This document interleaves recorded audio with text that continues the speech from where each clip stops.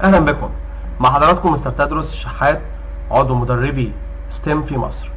النهارده ان شاء الله هنتناول مع بعض كيفيه عمل بحث او سيرش في بنك المعرفه المصري او الاي كي بي. اولا بعد ما بعمل ساين ان باجي عند الرئيسيه وبنزل لتحت بلاقي السيرش موجود. لو انا عايز اعمل سيرش اكثر دقه بضغط على بحث متقدم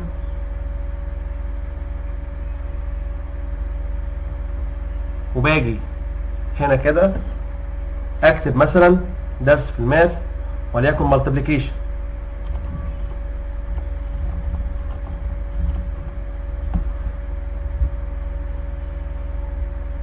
في العنوان هكتب مالتيبليكيشن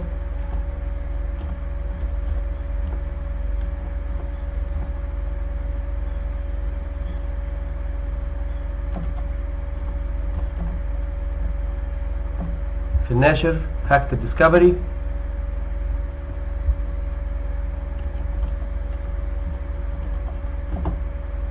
واعمل سيرش.